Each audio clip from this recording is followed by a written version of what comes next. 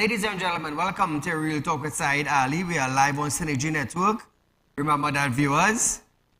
Monday to Friday from 7 to 8 p.m. But we run the next day from 11:30 a.m. to 12:30 p.m.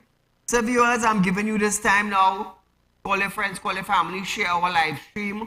We are live on Facebook, Real Talk with Saieed Ali. Also on YouTube, TT Real Talk. Subscribe, like, share, viewers.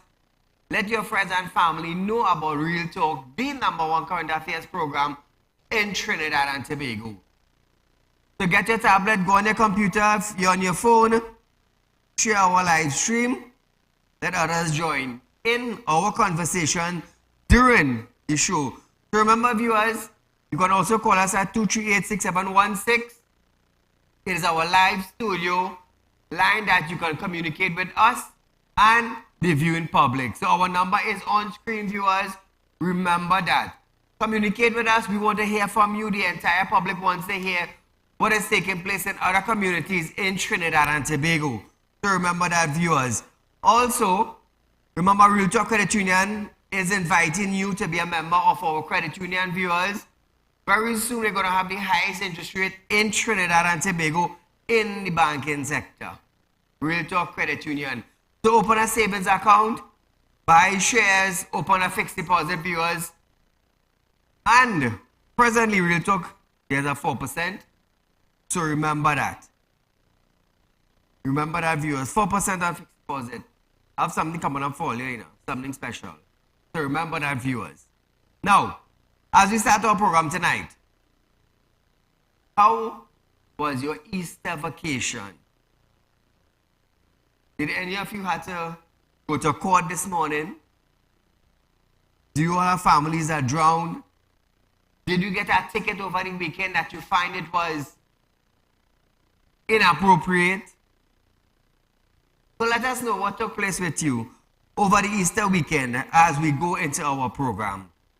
Chief Executive Officer of the Southwest Regional Health Authority, Dr. Brian Armour, have stated that restoration work at the San Fernando General Hospital, totaling $12 million, are progressing steadily, with roof replacement, repainting, and indoor toilets on the wards. Detailing the scope of the project, Dr. Armour said the renovation began in December 2023, and the current focus is on replacing the hospital's roof, making the first phase of the restoration initiative. He also revealed that six external companies were tasked with beautifying the hospital surrounding and maintaining greenly and refurbishing the third floor, with eventual refurbishment extending to all floors. Addressing historical challenges with restroom facility, Dr. Armour underscored plans to modernize ward amenities, eliminating the needs of patients to traverse corridors to access toilets. He also expressed confidence in completing the project within the allocation budget despite its ambitious scope. Said the restoration aims to enhancing the hospital infrastructure and service on timely benefiting its approximately 600,000 patients. Meanwhile, Health Minister Terence Dialsing stated that the digitalization of all hospital records, including pharmacy records, will be completed at all hospitals. So Trinidad and Tobago, we're getting some modernized hospital. Modernized hospital. They're trying to prevent patients from coming outside, walking on the corridor to go to a toilet. They are trying to put it in the wards. All well and good, and let's see how it goes. Let's see how that goes. The Prime Minister has stated that a group of cabinet ministers was actively working on plans for a $100 million in assistance to socially marginalized communities by a way of initiatives to be run by the Defense Force. Dr. Rowley stated that there was a meeting where there were functions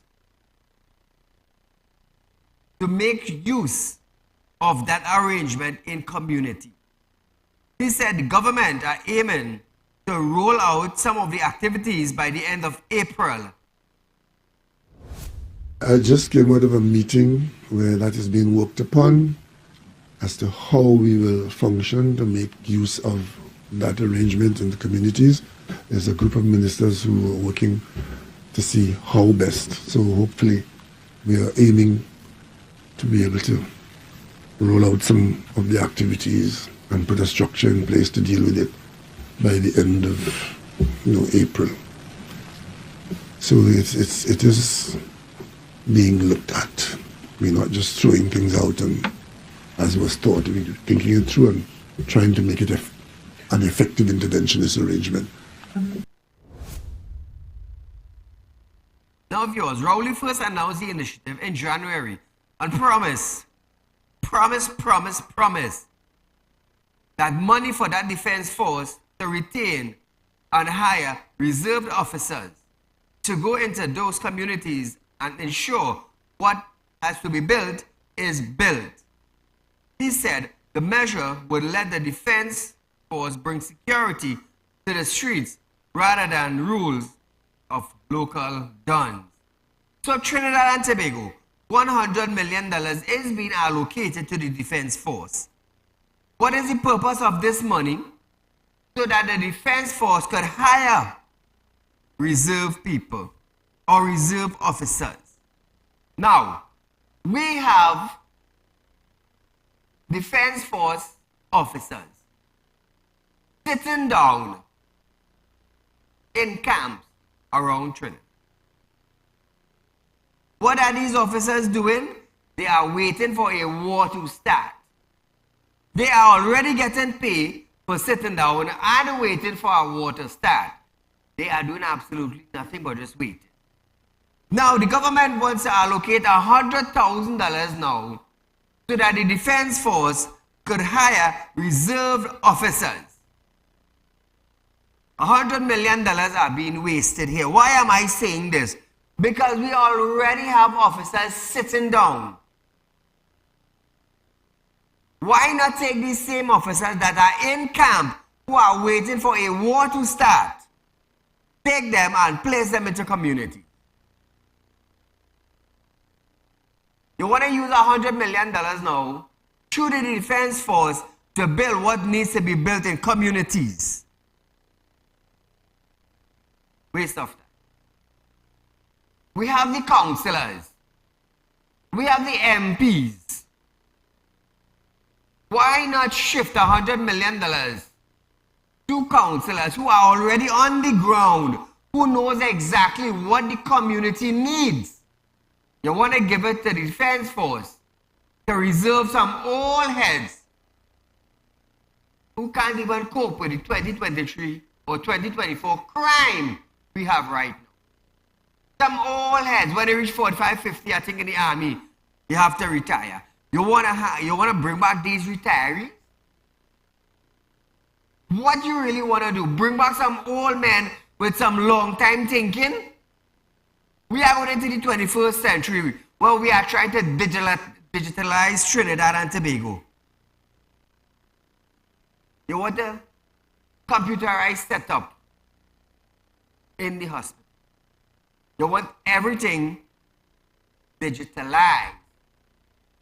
Correct, Mr. Prime Minister? But you're bringing back some old dudes. Some old heads who was in the army. These are the kind of men you want to bring back and send it to the community.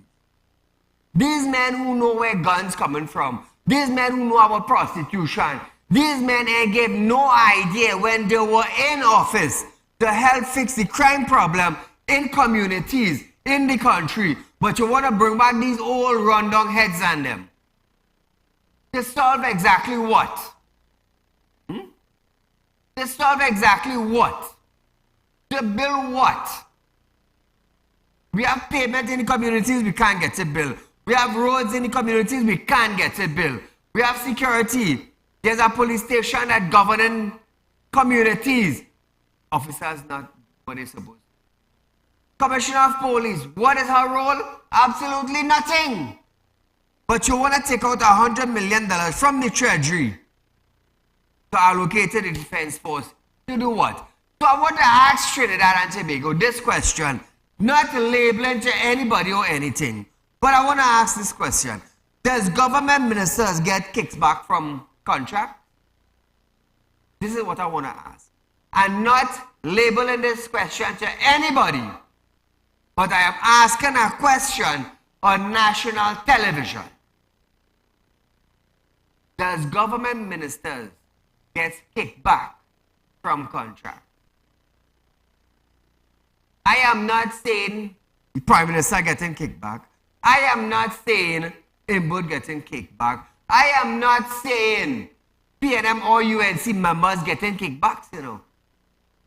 The question I am asking is, does ministers in Trinidad and Tobago get kickback or money coming back to them from contracts? I want to hear from you. I want to hear from you. Because I will tell you something.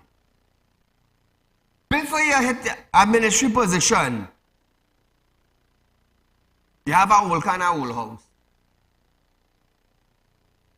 And when you get into power, where does that lump sum of wealth come from? So Colin Imbud said at one point in time, we see a man working for a small salary, but he has 10 houses.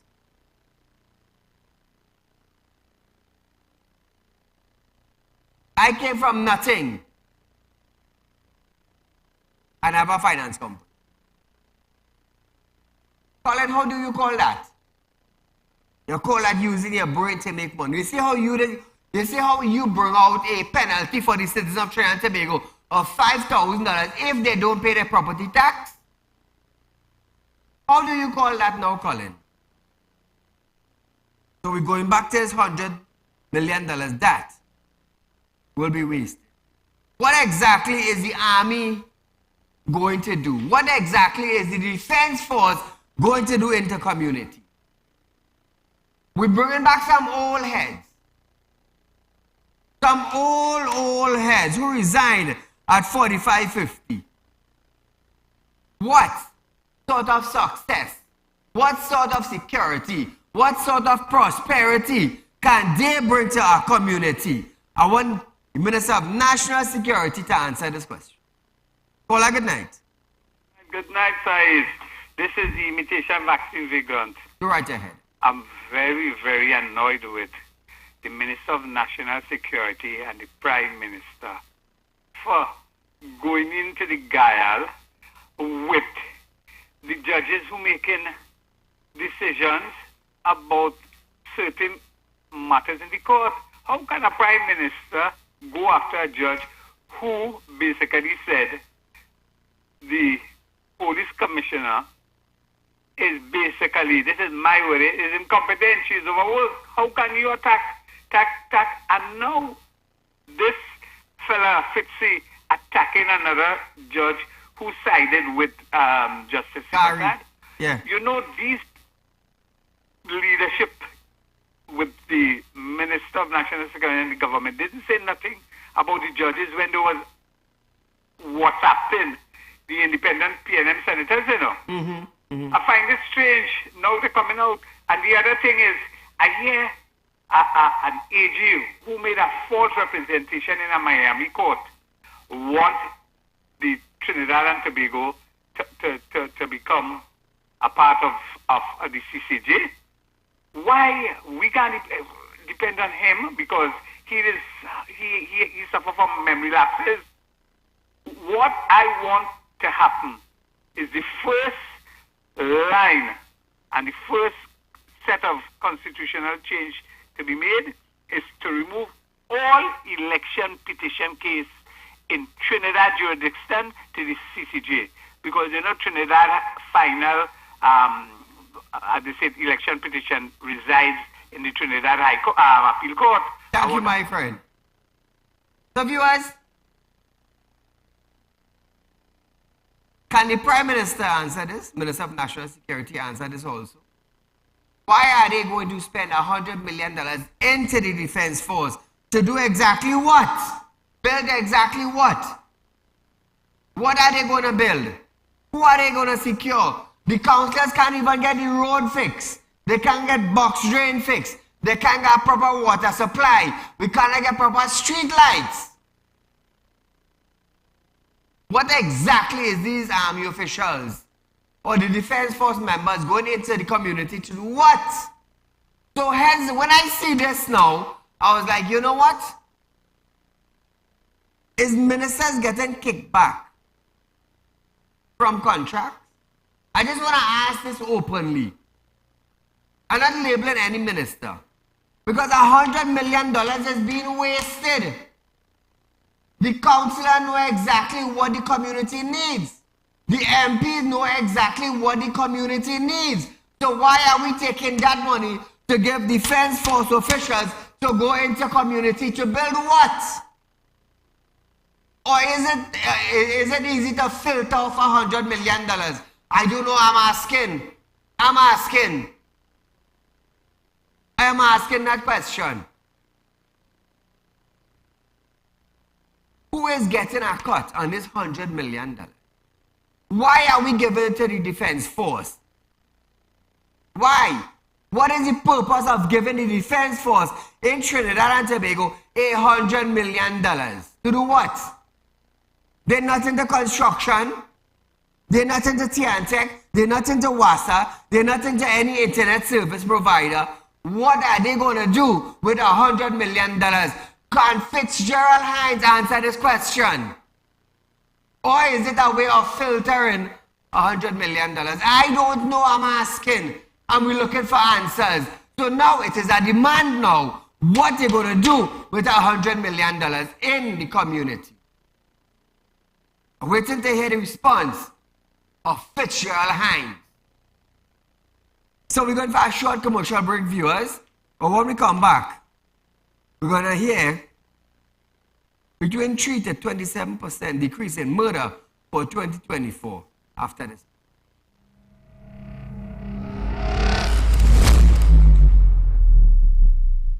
When life throws you a curveball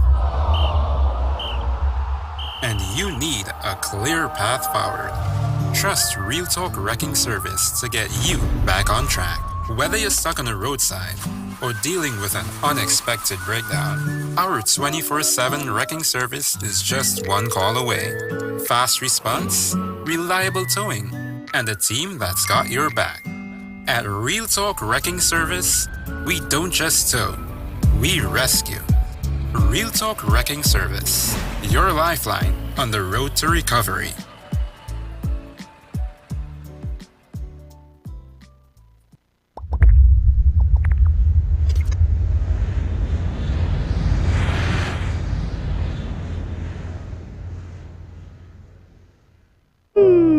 Tired of wasting precious time at the bank applying for a loan, only to be denied? We understand your frustration. Here at Real Talk Group of Companies, we take a different approach. Contact Saieed, Managing Director of Real Talk Group of Companies and licensed moneylender at 238-6716, 242-7690 or 339-1670. Feel free to visit our office at number 14 Carney Savannah Road, Chaguanas, or number 132 Superior Road, Victoria Village, San Fernando. Do you have a public concern you would like to highlight? You can email your pictures and videos to realpublicconcerns@gmail.com, and we will highlight your concerns on our show for Public Concerns Wednesday.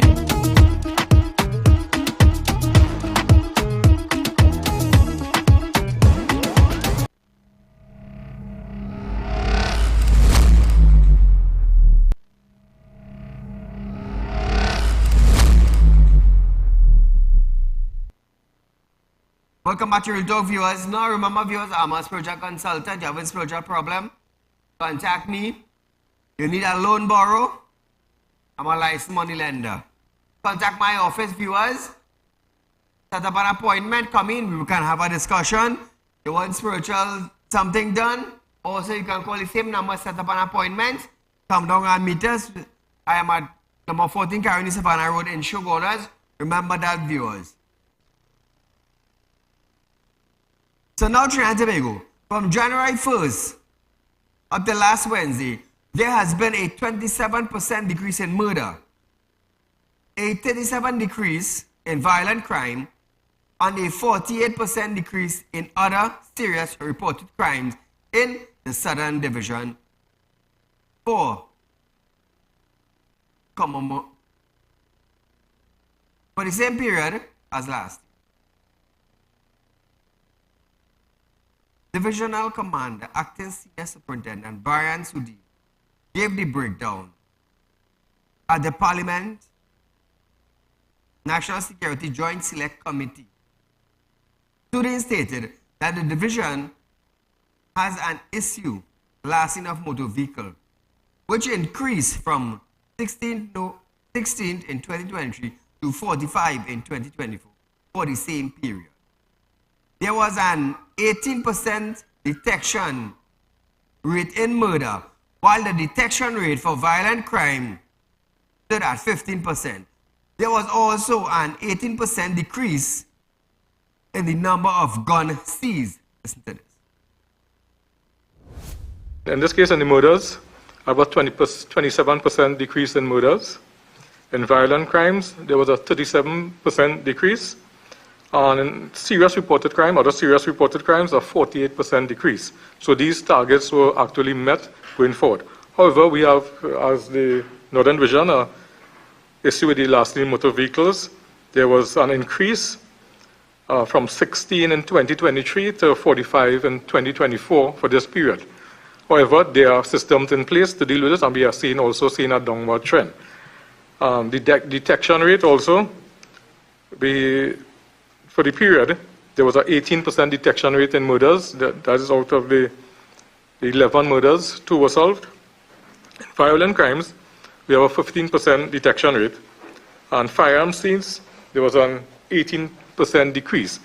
Reason for that is in the same period, comparing last year, the same period, there was a catchment of firearms, a large quantity of firearms were seized. Now, viewers, Paula, good night. Mr. Ali, I reached out to you a couple of times. My name is Benny. In a situation that I'm feeling that I've been treated unfairly, and I would like to meet with you.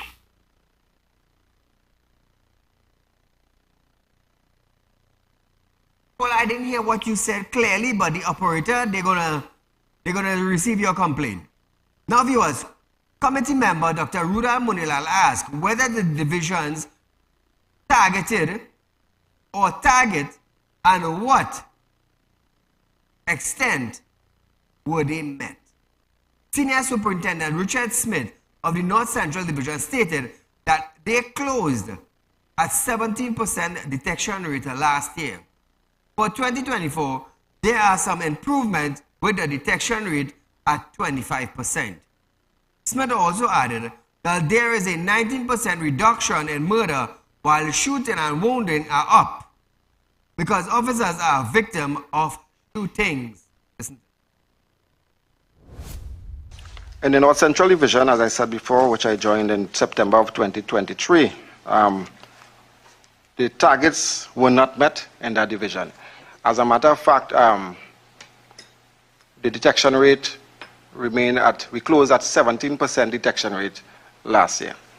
As it stands this year, we are seeing some improvement. We have a reduction in serious crime on a whole up to this year, this time in March. We have our detection rate is now 25%. We are ranking 4th in the country. We have been, Eastern Division is first, we have Tobago Division second, Southwestern Division, and then North Central Division is 4th on that list in there. Our murders, we have a 19% reduction in our murders. Our violent crime is up. However, the shooting and woundings are up. That is mainly because we have several enforcement with police officers, violent exchanges where officers are in fact victims of shootings. Now, viewers, he said the total reduction in serious crimes moved from 234 to 125, which is a 47% reduction. This year, we had a reduction in murders we have 20%, sexual offenses 33%, woundings and shootings 17%, robberies 12%. Larceny, general larceny, we had 80%. We had larceny dwelling house have 40% reduction. Fraud, 60% reduction. Breaking offenses had a 40% reduction. Other SRCs, 44% reduction. Total reduction in serious crimes moved from 234 to 125, which was a 47% reduction. Munidal asked about an established divisional strength and the actual strength. Khan replied that the Eastern Division has a workforce shortage and officers are faced with increased workload. The strength at Eastern Division is not how it's supposed to be at this time. We are facing a shortage of manpower based on the dynamics of the division changing, the increase in workload. We have, when you look at Valencia, Sani Grande, Matura, the population has increased drastically via the squatting areas and so on. There's more pressure on the officers. With the less resources, it's only so efficient you could become. And that's the issue with us and manpower. We are short. So what does the Minister of National Security has to say about this now? What does the head of the Security Council, who is our Prime Minister, have to say about this now? What does Earl Christopher Haywood now have to say about this? Shortage of manpower in TTPS, but the Prime Minister found no other way to spend $100 million but giving it to Defense Force to go into community. Let's see where the real game is start now. You see where the real games start? I'm gonna love this one. The Prime Minister, Dr. Keith Rowley, believes High Court Judge Francie Prasad went overboard in criticizing Commissioner of Police Earl Haywood Christopher for her justification for delaying decisions on a backlog of firearm users license FUL application. The Prime Minister is going to get a High Court judge now for making this decision, eh? All right, listen this.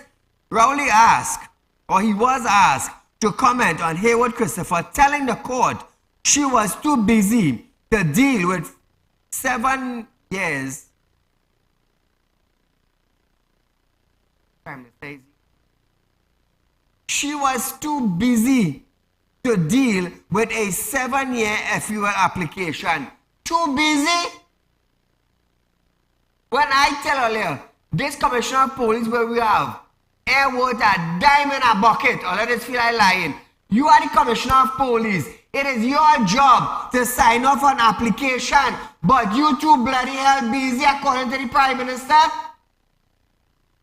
What is the Prime Minister's portfolio? The Commissioner's office or the Prime Minister's office? Which is his portfolio? And why is he defending the Commissioner of Police? That is not... I thought the police department is an independent body. Let's talk now, not hearing earlier. A bashing? Oh yes, tonight a bashing. What does the Prime Minister have to do with the Commissioner of Police office? However, the PM stated that he did not think Haywood Christopher used that defense. The PM said he inquired what happened and discovers that she did not submit an affidavit to the court. Oh, so it's a bim for a bam now. Instead, a senior member representing the police service placed an affidavit to the court that raised eyebrows. Rowley said he learned that an in-house lawyer cleared the affidavit that provoked the judge and added that such a foolish statement would annoy anyone.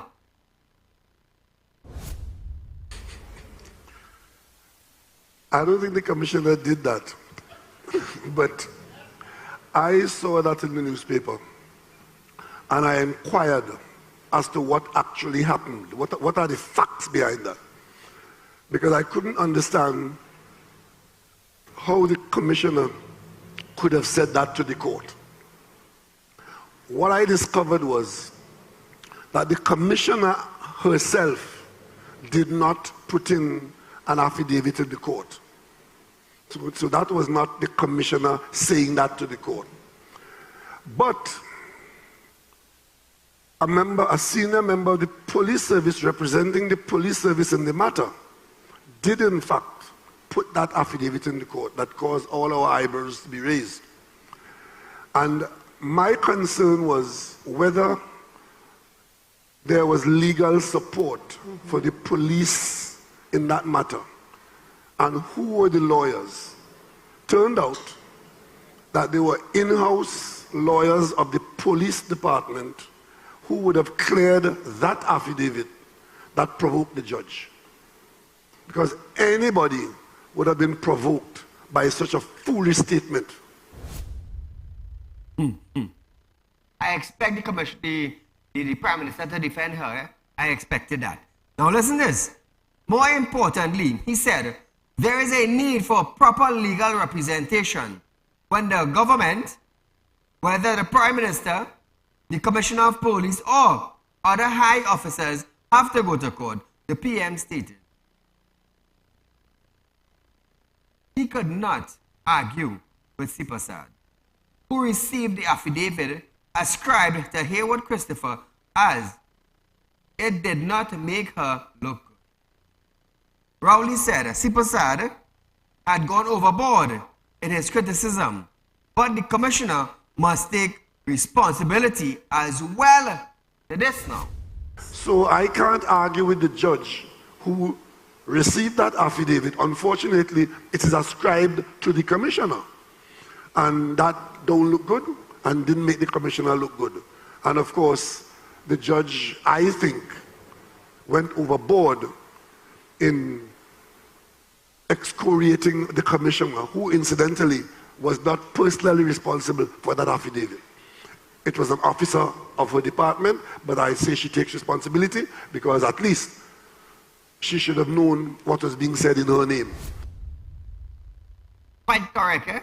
Quite correct. Now, he also added that government policies ought to be respected, and the government has no policy to arm the population like Gary Griffith has been doing. All you hear that? So businessman in Trinidad and Tobago know that anytime soon, for the Ole judiciary, getting nothing.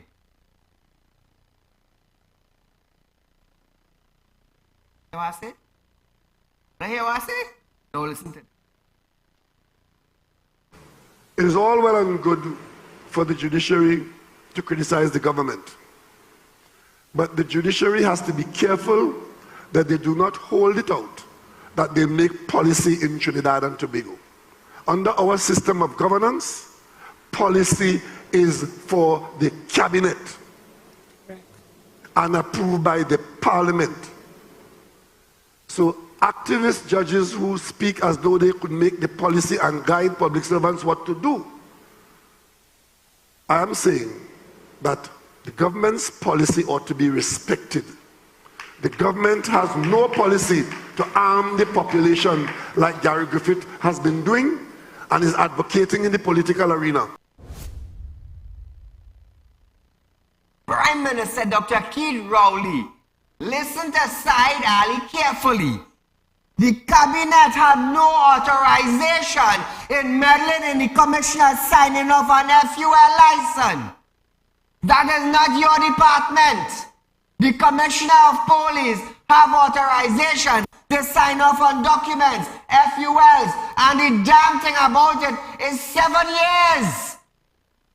According to the report, it's 7 years this application going on. How the hell now? Well, I could say now. I don't. How long long have she been the commissioner?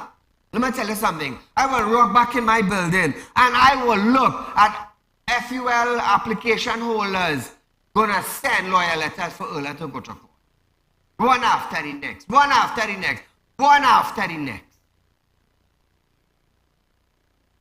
You hear what I say? The government don't have the policy to arm everybody. It's not the government have to do that. It's the commissioner of police. Run back that video again in direct.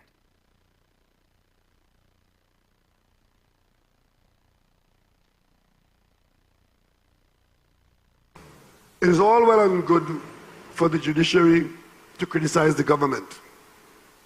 But the judiciary has to be careful that they do not hold it out, that they make policy in Trinidad and Tobago. Under our system of governance, policy is for the cabinet and approved by the parliament. So activist judges who speak as though they could make the policy and guide public servants what to do. I am saying that the government's policy ought to be respected. The government has no policy to arm the population like Gary Griffith has been doing and is advocating in the political arena. Keep in mind, this application is 7 years old. 7 years old. Let's keep that in mind. Good. He noted that the conversation cannot be that everyone is entitled to a gun because there is a crime and a judge says so. Yeah, all I hear this and eat all your heart out. A PNM government has a different approach. We get firearms into the population in a controlled and service way, screened, and we are not here about talking about because you have crime in the country that everybody is entitled to a gun and therefore the judge says so. Policy is for the cabinet. Okay? Yes. As a businessman, as a citizen, you in Trinidad and Tobago have all authorization to apply for a firearm. There is no policy in the government or in Trinidad and Tobago stating that you as a citizen cannot apply for a firearm. Let me tell you something. You have all authorization to apply for a firearm and nobody can stop you. So what the Prime Minister talking, Saieed Ali is telling you, he is talking nonsense. Nonsense. In the United States, over 18, you're entitled for a firearm. In Trinidad and Tobago, you're a businessman, you can't get a gun. You're a legal businessman, you cannot get a gun. You are a citizen of Trinidad and Tobago wanting a firearm to protect your home, being a homeowner, you cannot get a gun. You cannot get a fuel license. Why? You're not entitled. That's according to the Prime Minister. I am telling you, as a citizen of Trinidad and Tobago, as a businessman in Trinidad and Tobago, as a homeowner in Trinidad and Tobago, you are entitled to sign up for an FUL license. So don't let the Prime Minister bamboozle all your head. Oh, it's policy and policy, my tail policy. Anybody in Trinidad and Tobago, as long as you are a citizen and you are 18 years and over, you have all authorization, all legal rights. Let me say the proper word. All legal rights to sign up for a firearm. Call a good night. Yes, sir. Good night. Go right ahead, you're live. Yes, sir. I'm listening to this video that you're playing right now, right? The Prime Minister stating that Ola Christopher, she still didn't submit the affidavit, right? All right. Now, tell me something. When you're sending an application in the Firearms Department, Ola Christopher don't receive it. She don't check it. She don't do no background check. She don't do no investigation. All she job is just to sign out the FUL after other officers do all the the background search and all the everything, all the information in the garden, then they do that part. And she does just sign off the FUL based on their word. Not so? Correct. Right. The same way, the TTPS have a legal department that has deal with all the legal stuff in the TTPS. Correct. Especially cases concerning FULs and all these things, right? Correct. The commissioner wouldn't know what's going on there. Because the TTPS legal team have to get the information and put it forward to the court. Correct. She wouldn't know. So Keith Rowley trying to bamboozle people's head again, telling them that Ola Christopher didn't know what's going on. That is not she job to know what's going on there. She job is just to sign the firearm permit out. That is not she job. You understand what I'm trying to tell you? And he coming now and telling you that, listen, the government's policy is not to arm every citizen of this country. Let me tell you something. First of all, right, nobody wants to be toting a firearm in the waste in this country. But because he failed national security minister who cannot get the crime under control, we have no choice but to apply. You understand what I'm trying to tell you? Yes. We don't need it if we had no crime. But the crime surge is so high in the country that every time you step out, you have to be looking around your shoulder. We need something to protect ourselves, and we cannot get it under this government. So let me tell you something, sorry, before I go, right? It have hundreds of people right now have the commissioner in court for the same firearm thing. But at the end of the day, none of these files, the commissioner will know about it because they have a legal team dealing with it, and people doesn't understand what it is going on. So Keith Rowley could come and sit down and say anything he wants. Exactly. And you see that magistrate, Frank People, who chastised the commissioner, by kudos to that man, because let me tell you something, it's about time somebody put these people in the place. It have other judges supporting him. She only taking advice from Keith Rowley and Fitzgerald Hines, and they don't want nobody to get, let me say the correct thing, them don't want a certain ethnic group to get no firearm in this country. I'm telling you plain as it is. You want real talk, well, we talk real. They don't want a certain ethnic group to get firearm in this country. Let me tell you something, that firearm probably going out, probably getting signed off, you know. It's just for other people, not for a certain ethnic group. But anyway, sorry, that is a conversation for another day. You enjoy your night. Thank you, my friend. So hear this now. The Tobago businessman brought the case against Haywood Christopher over an almost 3 years delay in deciding if they give him a gun or not. During the hearing, the court heard the delay was due to several factors. COVID-19 pandemic, a backlog of over 25 applicants, and 2 audits. So which one it is? Which one it is really? People had found it outrageous that the sitting cop would adopt a I have plenty work to do stance to defend her hold-up. Commissioner, what the hell kind of work you had to do? Tell me. You can't come up with a plan. You're failed in the office. You cannot sign off on FUL license. What is your job really? Is it that the head wagging the tail or the tail wagging the head? Which one? Call good night. Good night, Saeed. Go right ahead. Yeah, calling from Tunapuna. Welcome to Puna. Saeed, you see why it is when in the parliament, when the PNM, Rowley and them proposed Ola Christopher for the position of police commissioner, and the opposition said they will go ahead with it because that is the PNM and the government that nominate her. But they said they will have very serious concerns and they're going to monitor her actions. And you see it coming to pass? Now, could you imagine the commissioner of police telling people that she busy, she can't sign off on these firearm users license or whatever? What you want these business people and them to do? Buy illegal firearms, Saeed? Huh? Their business, they have home invasion, all this kind of thing. But what is even more frightening, as you mentioned, Saeed, in America and other them big first world countries, people are entitled to apply and get a firearm. Look at within recent times how much foreigners come to Trinidad and Tobago and are being killed. They have no protection here. What happens now if these people and them decide to challenge this issue and to get their licensed firearm so that they could travel with it and come to Trinidad and Tobago so that in the event that they could protect themselves?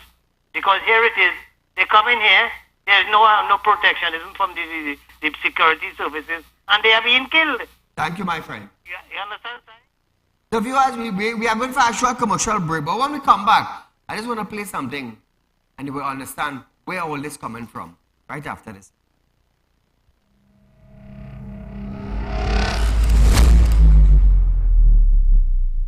When life throws you a curveball and you need a clear path forward, trust Real Talk Wrecking Service to get you back on track. Whether you're stuck on the roadside or dealing with an unexpected breakdown, our 24/7 wrecking service is just one call away. Fast response, reliable towing, and a team that's got your back. At Real Talk Wrecking Service, we don't just tow, we rescue. Real Talk Wrecking Service, your lifeline on the road to recovery.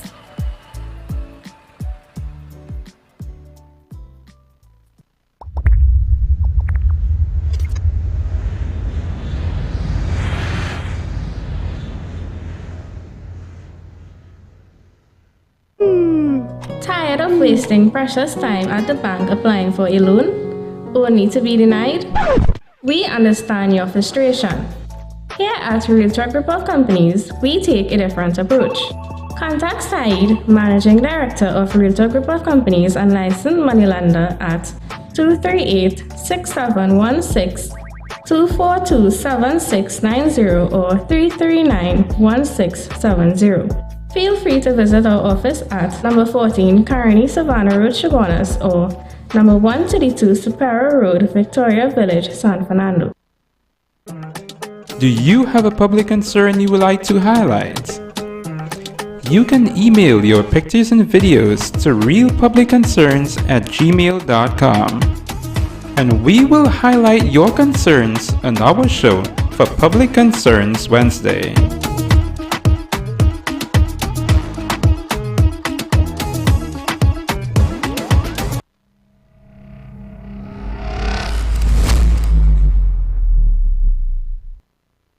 The viewers, remember, we live on Facebook. Drop your comments, share our page. That's all you have to do. Communicate with us through our Facebook platform, social media platform, while our show is going live, and our tech will respond back to you. So Trinidad and Tobago, now listen to this. Rowley stated that getting an FUL gun is a privilege which is offered upon based on assessment. And the commissioner may or may not grant the privilege. Now listen to this. We have not managed this country by arming the population. Governments come, governments go. We have not been responding to our problems with crime by arming the population. In recent times, a conversation was spawned in this country, which had the effect of encouraging people that everybody wants a gun and everybody have a right to a gun because it's a constitutional right. Let me say very clearly here, having heard that conversation in recent months, I sought legal advice. The legal advice is there is no constitutional right for any person to have a gun. A firearm user's license is a privilege which is offered to you upon assessment, and the authority of the state through the Commissioner of Police may or may not grant you that privilege. So anybody who telling you about your rights being infringed by not being given a gun, they're wrong. And we had a system of monitoring and adding a number of firearms every year into the country. Trinidad and Tobago, listen this. However, Gary Griffith have stated that there is no such thing as government policy for firearm. Griffith said the policy issue for a FUL is from your constitutional right and the laws that governs the country. Listen. That also is a lie. There is no such thing as government policy for issue of firearms. Again, this is not a communist country. The government has no such policy. I challenge you, Keith Rowley. You are lying again. Show us this government policy. And if you can't show it, it shows yet again that you're a liar. The policy for issue of firearms in any democratic country is from your constitution. It is from the laws, and the laws are clear. So to try to allude that a judge was misinformed or he said the wrong thing because we must adhere to government policy as it pertains to issue of firearms, it shows how clueless you are, knowing nothing about national security. The issue of firearms must be adhered to based on the laws of Trinidad and Tobago. And you seem to want to bypass the laws of Trinidad and Tobago, bypass the constitution of Trinidad and Tobago, and try to say that you as a politician would direct and decide how and who must have firearms. He also stated that the plan is, and the concept is, that everyone has a constitutional right to get a firearm. That is a lie. Whoever said that? What we have said, similar to Kamala Prasad, says, sir, that if you are eligible and you have gone through the criteria, what it is that is preventing you from getting. As long as you are a citizen of Trinidad and Tobago, you can apply for a firearm. There's no law saying that you cannot apply for a firearm. It's the same thing I just said. You can own a firearm. There's no law stating that you cannot apply as long as you're 18 years and over. You can apply for a firearm in Trinidad and Tobago. Now, let me just say this. You see Frank C. Prasad? You see Frank C. Prasad? He's a high court judge. Let me tell you something. You cannot go around that, Mr. Man, with no set of nonsense.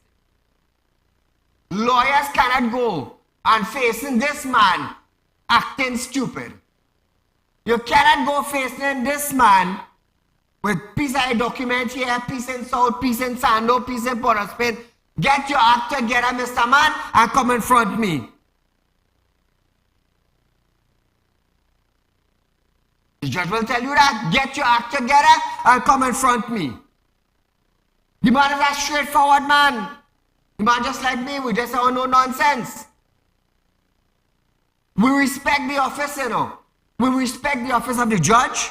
We respect the office of the commissioner of police. We respect the office of the ministers sitting in parliament. We respect them. But do not come to tell me that you're the prime minister and what I say goes. Come to my right. You want to tell me you go walk over my right? I will show you I'll bite you like a pit bull. I will show you I'll bite you like a pit bull. You in that position. You were voted in that position because of the people. The people of Trinidad and Tobago found it fit to put you in a position. Today, those same people are balling. Those same people are balling. You know why? It's that same administration now. They don't have a plan to create a revenue stream in Trinidad and Tobago. But the only way they could do it is by taxing your money. Colin member cannot come up with a revenue plan without creating a tax. When the revenue stream come on board and you have to pay your rent, you don't have no fridge to open, you know. When you have to pay property tax after 3 months, but they're coming for your fridge, your stove, your TV, your microwave, your couch. I'll play mad and all I see some. I tell you all about this a little while now, you know. Call a good night.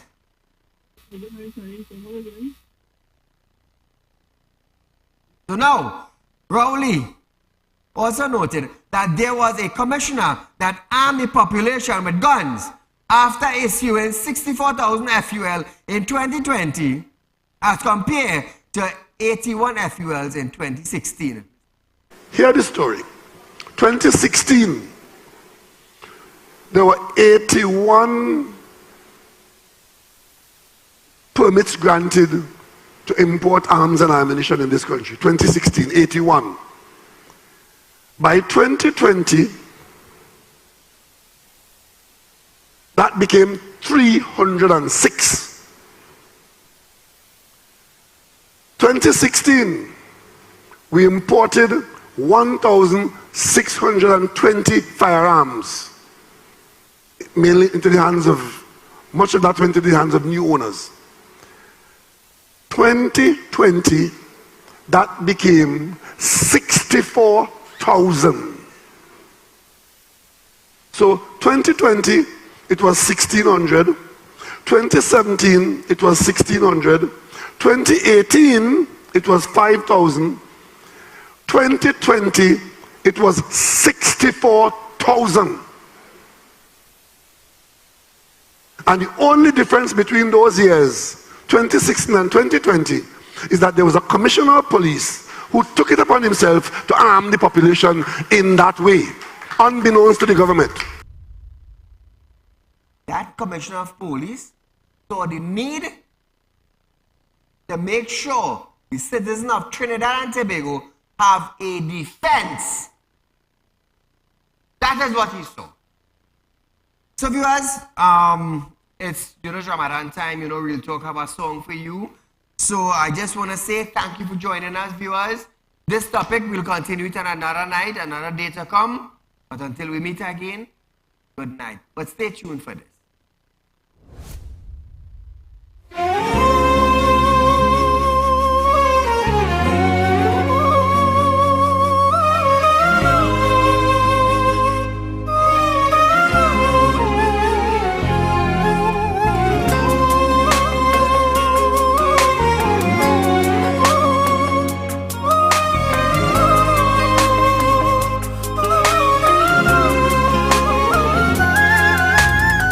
بكتب لك حبيبي رسالة وانا ببكي وحالتي حالة، مع ان الكتاب شيالة بس بجد مش قادر. حمل الدنيا اكبر مني، تقل سنيني كبر سني، محتاج لك معايا تعني، بجد وحشني عالاخر.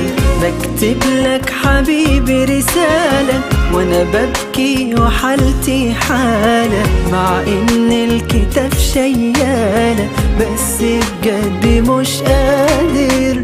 حمل الدنيا اكبر مني، تقل سنيني كبر سني، محتاج لك معايا تعني، بجد وحشني عالاخر. نفسي في نظرة تحيني أو لمسة على جبيني، إيدك يا رسول الله تمسح لي دموع عيني. نفسي تضمني وابكي من ظلم البشر أشكي، أفضفض لك قوي واحكي وبكلمة تنسيني. نفسي في نظرة